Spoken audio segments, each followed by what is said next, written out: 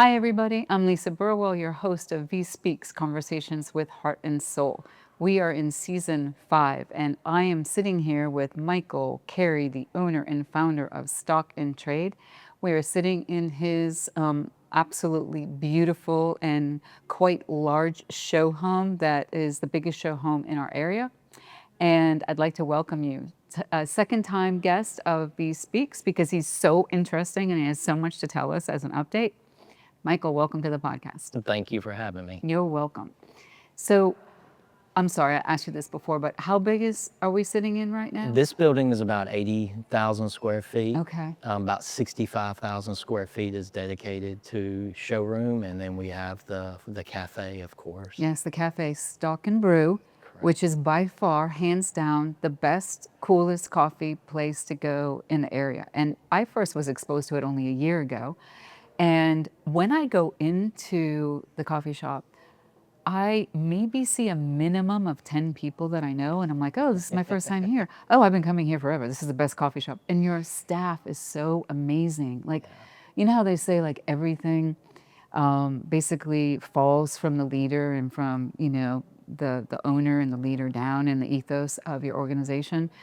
When I go to so many different places now that like can't get seemingly great staff to be interested and smile and really give customer service, and then every single person that greets me in Stock and Brew is like from the 1950s of perfection. Tell me how you do that. Well, we have a great team, and I'm so fortunate to have so many good leaders, because you're right, people work for people. Yes. And it's just so important to make sure that you've got that kind of instilled in your company. Yeah.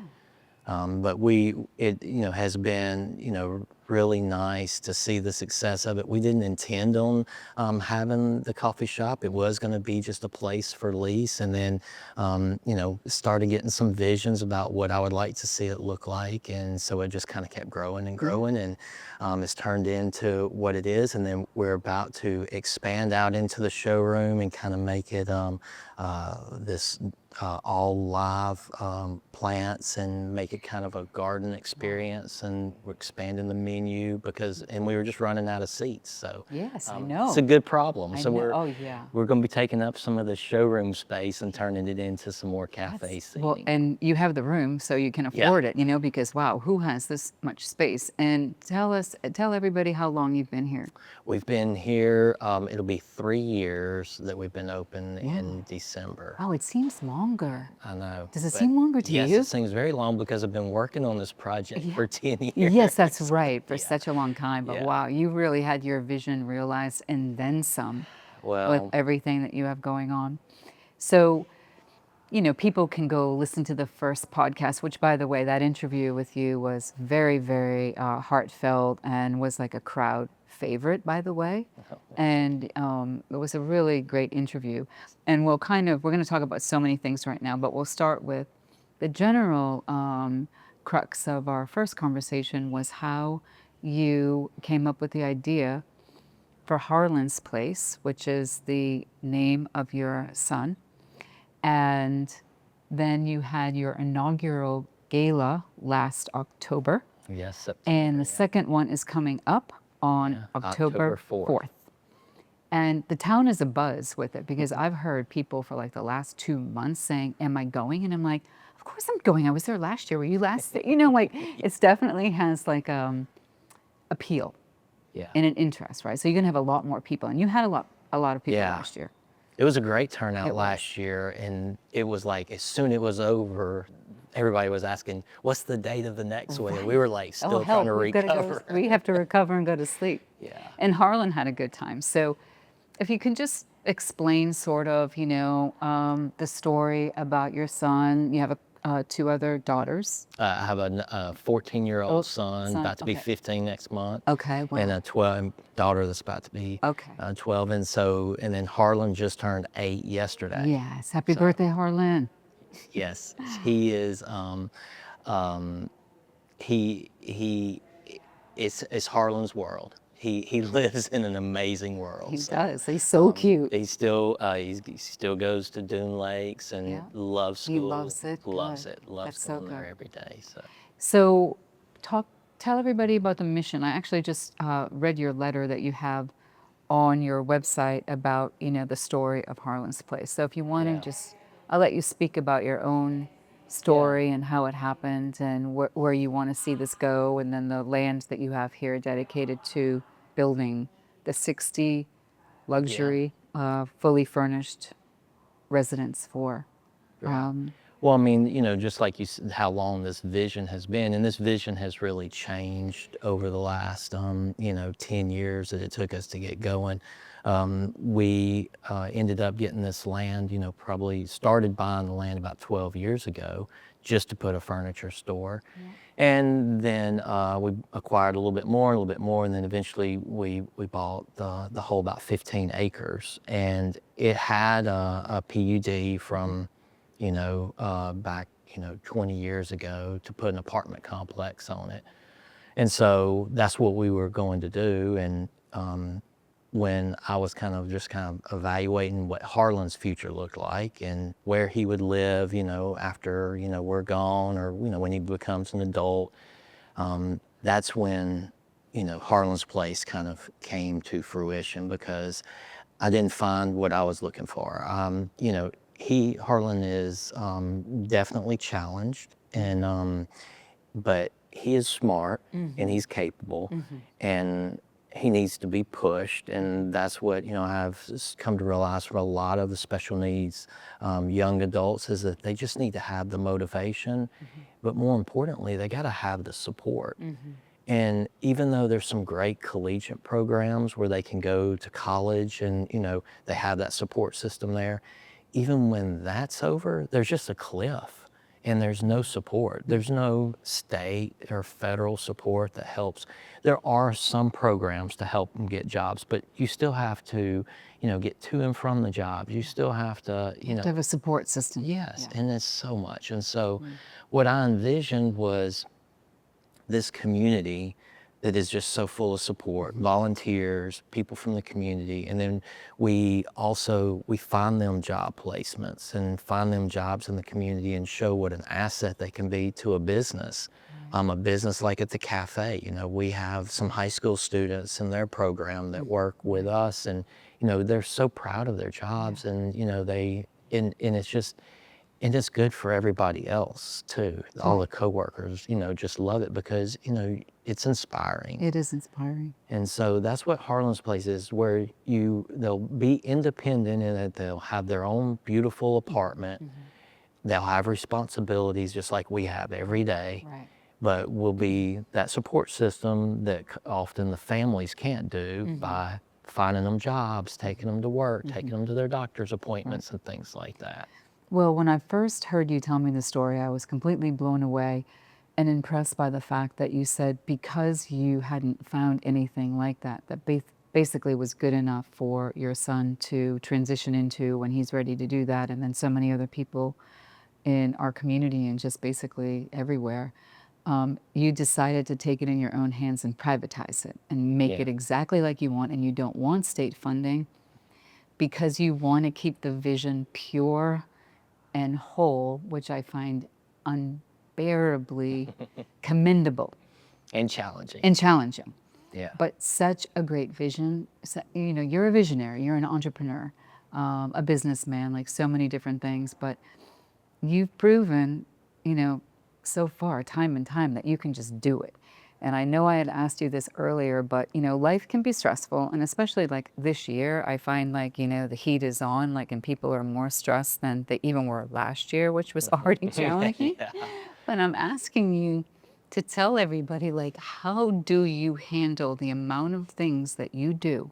And I'm talking globally. You have places in Indonesia, do business in Bali and Indonesia and elsewhere globally. Yeah. And then you have this, and then I don't know, I was sitting in the office with you and Veronica, your marketing director, about 5 months ago, and you told me about this unbelievable opportunity that came into your lap on a Friday, and then you owned a 200 square foot building on a Monday or something like that, Yeah. right? Is that, well, you want to, so it's just so many different things. And then when you were showing me in your office, like the renderings digitally that you were doing for hotels in Costa Rica. Right. And I mean, the amount, the enormity of what you are working on, I'm besides impressed, want to know how are you juggling this many things?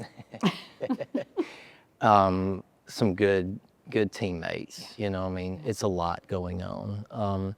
We have been, my partner in the wholesale company, she started a factory in Indonesia, 12, 13 years ago.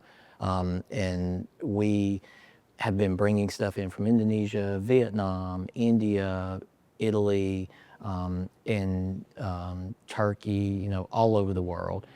And a lot of our upholstery was coming from China for many, many years. And so, we knew we needed to get as much back to the U.S. as possible. And so we've been working on a program over really the past 5 years to get more and more production back in the U.S. and had looked at a bunch of factories and just didn't find the right fit, looked at a lot, never found the right thing.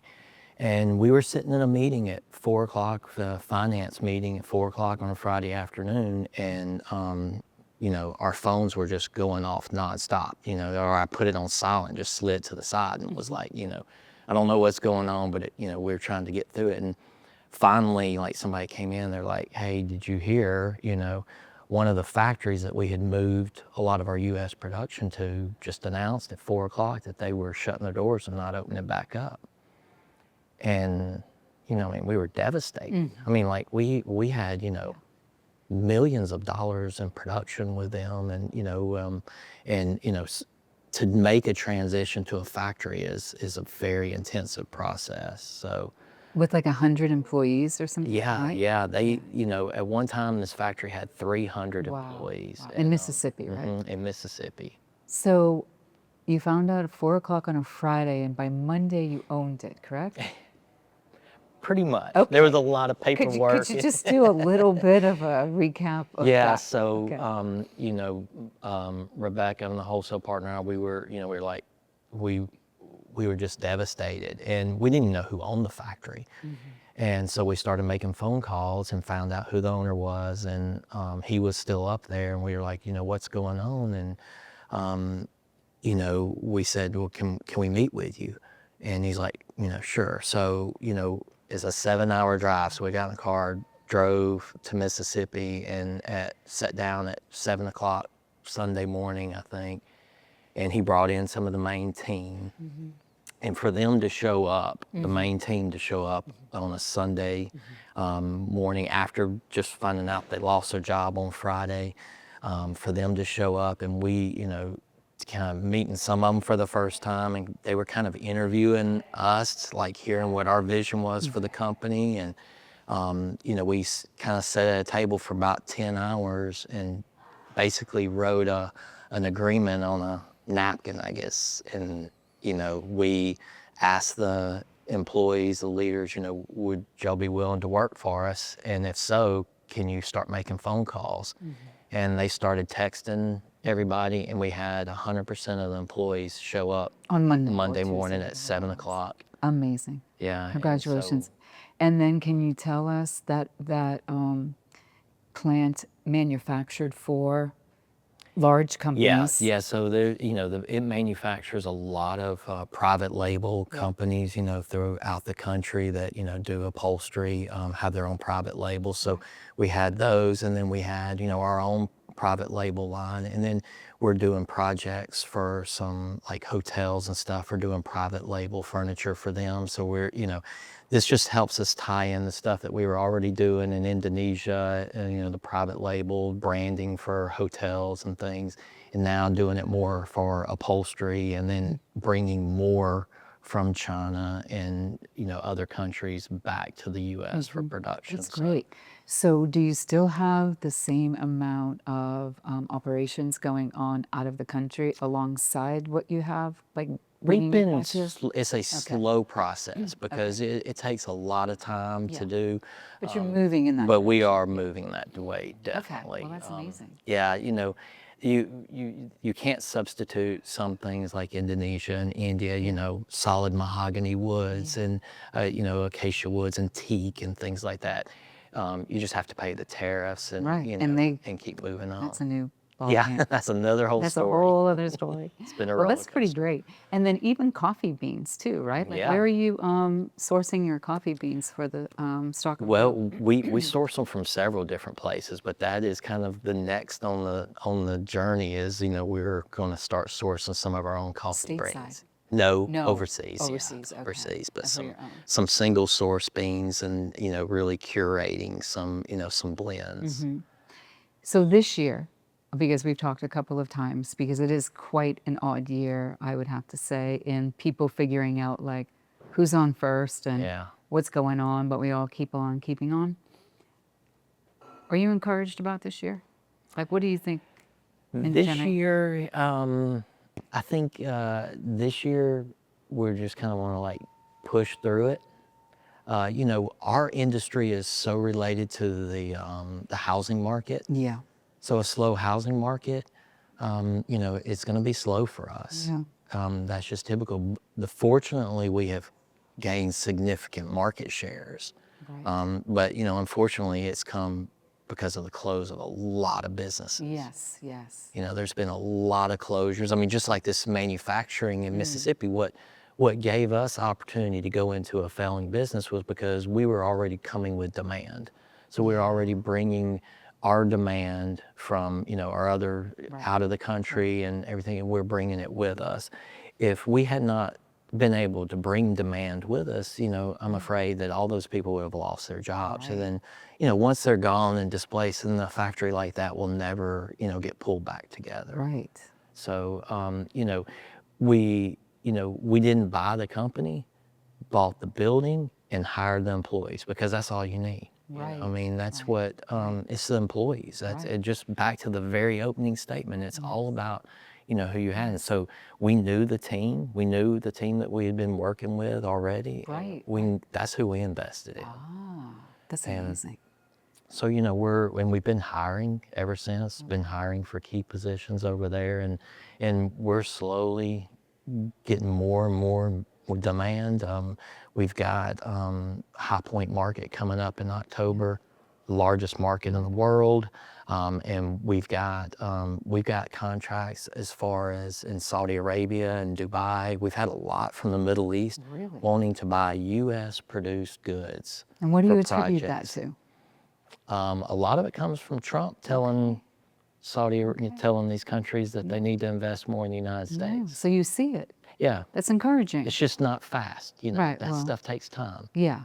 But I mean, the fact that you are seeing it, that actually, Yeah. relatively speaking, actually is pretty fast. If you can see it and feel it already, Yeah. because it will gain traction and momentum. Something we had never seen before. We didn't have people contacting us from Dubai to do private label sofas for hotel projects right. and stuff. Well, the space feels so good and it feels so grand and elegant. And it very much does lend itself to the Gatsby inspired evening that you're going to be having. Yes. So walk the audience down, well, kind of like last year. Tell everybody that you had hired this very cool violinist. Hip-hop violinist, yeah. That sort of didn't study under Lindsay Sterling, that a lot of people know right now, but took like somewhat of the iteration of what she brought to market, right? Yeah. And you've hired Lindsay Sterling before, No, too. we've had Josh Vietti Oh, you've had several. Yeah, we've Josh, used okay. Josh, yeah. Josh is amazing. He's engaging. He's going to be here again on October 4th.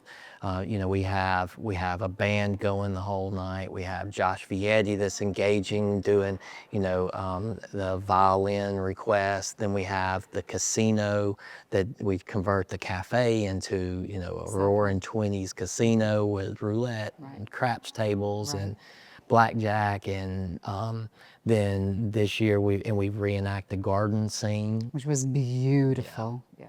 And so we've got a few more new exciting things, some great auction items to help the cause, and some great stuff. Wow. So last year, which I thought was like, wow, you just like hit it out of the park last year for a first event, and it was very big.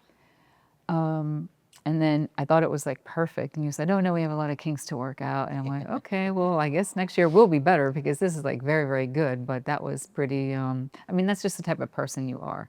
You're a doer, you go, go, go, and you're just gonna like make things happen. It's just like unbelievable. Like you gotta touch people so that more people can get inspired to be like you.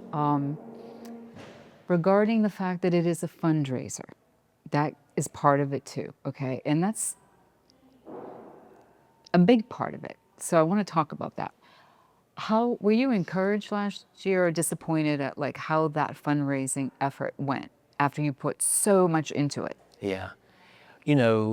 A lot of that was awareness, just, getting the community aware of what was happening, because so many people had never even heard of it. Some people came to the event and didn't even know. They had to learn at the event, like, what is this for again? And, so we focused a lot on just awareness last year. And then, of course, we still had some developer, permitting stuff that we focused on all this year. We got our final development order in hand, I think in June. So just a couple months ago. Yeah. It took us that long to get all the changes done, but we have the design, development, and order in hand, so we can actually start construction. So now we're at the point that we've got to figure out what does that model look like, and really turn it up. And we need interest rates to drop, of course, to make it viable. But I think that's coming. And we've had some great help from the SBA Development Council on building us a model. Said it's viable, the demand's there, it's viable, it's needed in the community, it's needed in more than just the community. I mean, people are contacting us from all over the country. Right.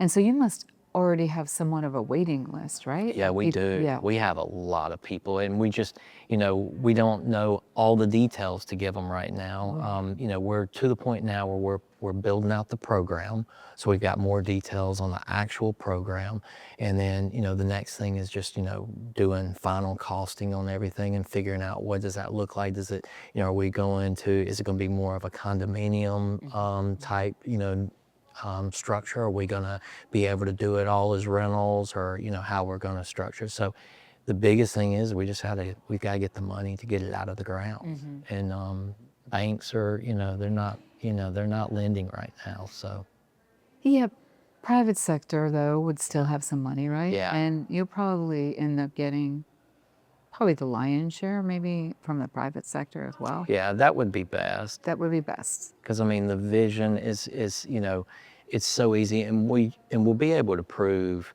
how self-sustainable it's going to be, because with a culinary program built in, and these young adults working, it's really self-sustainable. And that's what the SBA, the Development Council, like you have to show the model that you're not going to be dependent upon donations from now on. It is self-sustainable, and the model is. Because what I did is I took a business model and backed it into a nonprofit. Wow. And so it's a business, and hopefully we'll be able to prove that it is a successful, sustainable business, and we can roll them out in more places of the country. Right. I would love to see them just flourishing Multiplied everywhere. Yeah. So could you explain a little bit more that I know was just sort of from a layman's overview from what you told me before, there's also going to be like a big pool in there as Yeah. well. And talk a little bit more about like, and then also that the people that reside there will need to go work and Right. sort of the, Yeah, almost- it is really going to be designed to push. So like everything that we have to do every day to make us who we are, we get up every day, we go to a job, we volunteer in the community, we exercise, we, participate in, religious events and, community events and sporting events and things. That's all the things that we all need. And we just want to make them accessible, and not only accessible but mandatory. You're going to give back to the community. Volunteering at animal shelter, volunteering here, participating in things like that. Just all of those things that make us feel like what the same thing that we want, a sense of accomplishment every day. and belonging. Yeah, and Right. belonging. And Absolutely. being a vital member of, belonging, basically. I mean, that's what everyone's looking for. And we've got all of the resources right here. I mean, you can't ask for a better place. I mean, we've got, the most beautiful place in the country, and we've got all of these resources. We've got the needs for, some, more support for businesses and stuff. So we're just going to show what an asset these individuals can be to a business. Yeah, amazing. So, what else do we need to tell people? Are there enough tickets? Like, do Yeah. they have to hurry up? Well, we do have to shut it off. Okay. We did open up more tickets. We're going to have a VIP area, which will be up on the balcony. What does that person get up in the Yeah, balcony? up on the balcony, you get to be able to look out onto Yeah. Okay. onto the dance floor and all the events, and you get a private bar and some poker tables and everything up there. Okay, and how So, much is that? And tell people how much that will be. I think 250. Okay, Sorry, I first didn't and fresh it couple? up. You're right. okay. Yeah, and then the general tickets, which are for down here, third floor, everywhere else, and but we are going to have to limit the tickets. So we have been selling aggressively because we have people waiting. I can't. I mean, this doesn't happen. Yeah. I mean, you just It's- made it that good. It was so exciting because, typically, everybody, they're like very casual down here. I mean, it's just a different environment. And so, right. I was like, I wonder how many people will dress up. And they came. People pulled out the They stops. did. They were like, they had such a good time. And I mean, you look at the pictures online, and everybody just, I mean, it went and went and went, and everybody was having such a good time. And we eventually were like, we gotta shut it down because What time did you finally shut it down? gosh, we didn't get out here till about 1 in the morning because we had to set the cafe up and everything because we were back open for business at 7 in the morning. So So that's a Friday night? Saturday night. That's yep. good. That's better. And then Sunday we have the golf tournament. Right. So At you Santa can Rosa? at Burnt Pine. Oh, at Burnt Burnt Pine. Pine. Okay, Right. good. Yeah. So those will be limited to I believe it's 80 players. So they're getting That's- filled they up. are. So Okay. and I think we had almost 80 players. I think we were sold out last year. Pretty sure we did. Do you play golf? I do not play golf. Are you going to play unfortunately. golf? I will be there, but I Okay, will okay. not be playing golf. Yeah, because I can't I would imagine you love to. having that much time No, to play golf. I've said many times, I said, I really Maybe would mini like golf. to learn. But that's what, yeah, Is that what you- that's what we went to. We went did? and played putt-putt Oh, with, putt-putt, that yeah. was one of the Oh my last things that Harlan got to play a little putt-putt too. Yeah. So, but yeah, we've, so the golf event's in the next day. So Okay. at Burnt Pine. So you can get, tickets for that also. Single? Do you get to buy two? Singles And are singles are available. are Okay. for.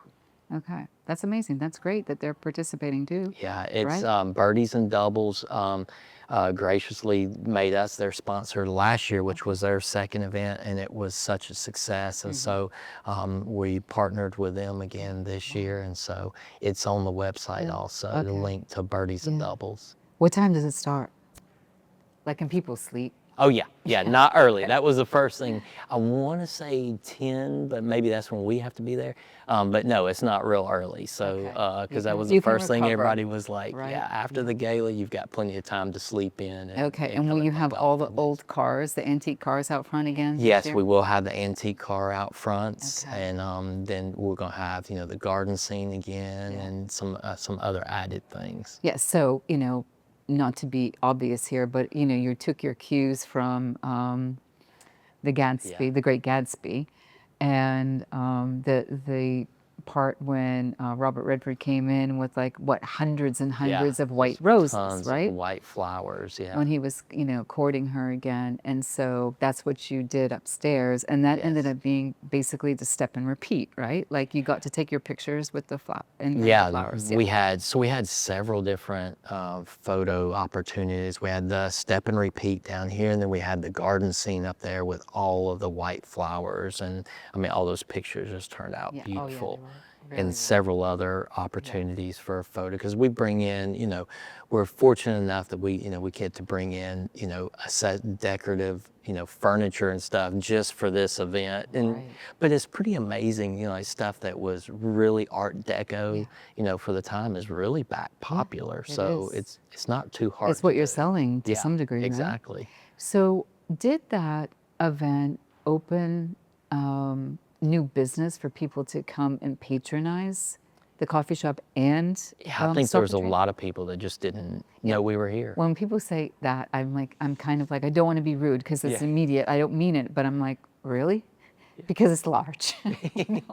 But I think a lot of people, they're just like, they don't ever know what's inside. right. They, And then they saw, yeah, right? and so for them to come in and see that and see the coffee shop and everything, so I think it was a good awareness. So you really do sort of, after these 3 years being open, to some degree, you literally have cornered the market, would you say? What we do really well is we bring in a lot of stuff that just can't be found everywhere else. Like, the stuff that we produce for ourselves, in India and Indonesia and now over in Mississippi, they're one of a kind. So it's not like, you're going to find the same thing down the street. Right. Of course, we sell some of, the core products and stuff, but we really try to focus on being It's unique. unique. Yeah. And then when I first met you and you told me that this was your vision and it was yours, it wasn't like somebody else's, and you didn't want to sell what everyone else was selling, and you wanted to have a lot of white furniture. So tell everybody what I already know. and that you were the one that decided this should be how it is. Yeah, well, our whole design team, we're all very, clean lines, white neutral colors, and then bring, neutral fabrics, and then bring in the pops of color. And when we first came down here, which would have been like 2012, Yeah. everybody's like, oh, this is just boring.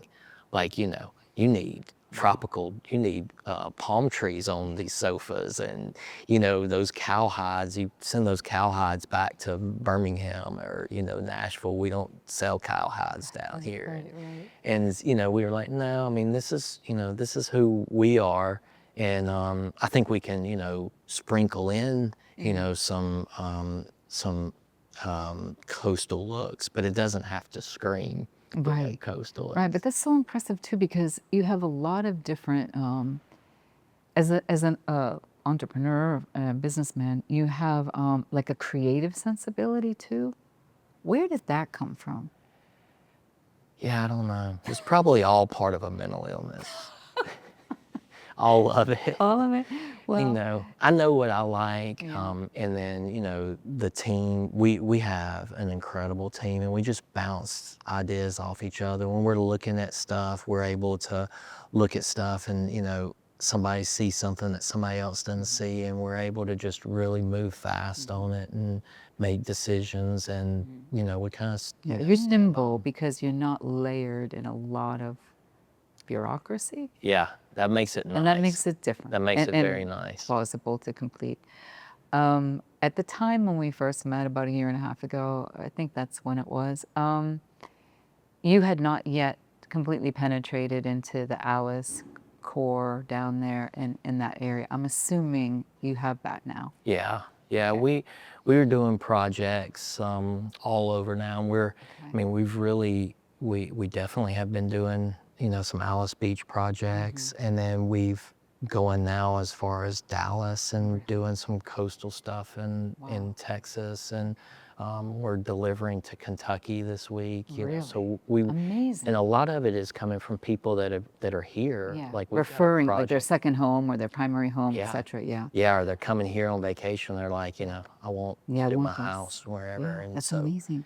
I would be totally remiss, and I'm glad I just thought about it. Tell everybody how many other businesses that you have in the Southeast as well. yeah, so I mean, name them really fast because okay, you have, so not really fast, I'm kidding you, but there's a lot. we have the stock and trade design companies that are in, Nashville, Atlanta, Birmingham, Spanish Fort, Santa Rosa, maybe more to come. Okay. Okay. And then we have Jess and Gray Livings, which are kind of more casual, coastal, lake side. We've got How many Jess and Grays do you have? three. Three. Miramar Beach, Alexander City, which is up near Lake Martin. Yeah. And then Spanish Fort also, maybe more to come soon. And then we have the very beginning Encore Home, which is south of Birmingham, which is was my very first store. Oh. And it's and then we've got the wholesale company, which is RW Collective. And so we have a showroom, we have a wholesale showroom up in High Point, North Carolina. And then, we have the factory in Indonesia and factory in Mississippi. And then we work with other partner factories in India and everything. So when people go to High Point, like they all flock to, and I've known that for like many, many years, so you're there selling your wares? We have a 25,000 square foot showroom in 3-story showroom downtown Main Street in High Point, North Carolina. So right shortly after the gala, you're going to be doing that. Yeah, that's what, it's bad timing because it is literally, you have these showrooms, and High Point, North Carolina is only open for about 10 days out of the entire year. That's crazy. It is crazy. And it's, tens of thousands of people that come all over the world, just like the Saudi Arabia and the Dubai, they come in and they make decisions for either for the entire year or for at least the next 6 months until April of the next, where the next show is. And, so you have one chance. And, like we also do buying while we're there. So we're there for 10, 12 days and we're doing buying and selling. And, because we're buying for all the retail showrooms and we're buying for the next 6 months. Because the decisions that you make then, could take you almost till April. And then the same thing for the wholesale company is we got to form these relationships, and we know a lot of it is putting programs together for some other retail stores and everything, and executing that for the next 6 months or a year. So it is some long days. Wow. We have everybody that's like, oh, I want to go to North Carolina, I want to go to market, and they think that it's all this buying. And then when we start our days about 5 in the morning, then we get home about 1 at night, 1 in the morning, then you get about 4 hours of sleep, and you do that for about 10 days straight. And you're like, Yeah, and you've on never top of been that, more unloading. tired in your life. Yeah, absolutely. Standing on your feet and walking for like 10, I've done that before. I've For 3 unloaded days. trucks. And that's a lot. I've been unloading trucks at 2 o'clock in the morning out in the middle of the street because So are you the person that's there on the floor, like when people from Saudi come in? Are you like selling, or you're doing that too? Yeah, my partner, Rebecca, me are the sales manager of the team. Yeah, it's a pretty small team. I mean, we're there because everybody's, it's very unique. Every situation is unique. So we don't just sell cookie cutter product. We don't just say, oh, you can put this sofa on your floor in South Florida or in Oklahoma or whatever. Every situation is different. So we might change something on the sofa, the construction of the sofa, the fabrics and things like that. Same thing, the finishes on the woods and so every situation is, pretty unique. So it takes a lot of time, and, building those relationships sometimes takes years. Right. So, but it's exciting. It's so exciting. And how long have you had that? We have been doing the wholesale part for about 8 years. Really? Yeah, So it that has was even grown. before here. Yes. I mean, yeah, so you were doing so many other things before this yeah. beautiful monster came out of the ground, right? My first wholesale showroom was about 700 square feet. And then my first stock and trade was only 1,000 square feet. It was in an old Quiznos sandwich shop building. Wow. Complete failure. Wow. Oh, complete failure? Complete failure. Oh, well, that might be, is that your So- only one? It was a that your complete only failure. So my solution was, if 1,200 square feet fell, then I signed a lease on a 20,000 square foot Oh, building. yeah. It was too small. That's what I That was knew the it problem, So right? yeah. Oh boy, that's great. Yeah. Well, I can't wait. I'm really excited It's for the event, but like I'm so excited to continue to see what you do. And I would have to say, there must be a book in you. Do you think? I don't know. I think so. I don't know. There's probably a lot to fill it up, but me remembering it all would Well, probably you should start writing it down. because I have a horrible memory. You do? I don't know how you can have a horrible memory when you do all that you're doing. Wow. And your wife, is she part of the business too, or is She takes care of those kids. she just makes Yeah. the home front like Yeah. work, right? Yeah, Harlan, she's focused on, giving, them everything that This they the need. good environment, and you Yeah. are just like, you obviously don't need any sleep, or very little. Actually, when at the end of my day, when I finally get in bed, when my head hits a pillow, I'm out because I'm just so Because you're in a exhausted. coma. Yeah. But then if I wake up, whether it be 4 o'clock in the morning or I'm ready to go and my mind starts racing and I can't shut it Yeah. off. Well, I think that the message of maybe the headline for this podcast is going to be a beautiful mind, meaning it like super complimentary rather than derogatory in the movie. Yeah, oh my God. All right, well, everybody, aren't you impressed? Oh my gosh, this guy is amazing. He's like always smile, and I'm always like, what? Like, how are you doing all this? Every time we talk, I always am just like impressed and motivated. You're a motivator, really good, great motivator. Just come see it, everybody. The gala is going to be amazing. This man, Michael, knows how to throw a party, and it's for a great cause, just like one of the most authentic causes that I've seen in a really long time. And Michael, thank you for your time, and thank you for your partnership and your friendship. I think the world of you. Thank you so much. You're welcome. Bye, everybody. Have a good day.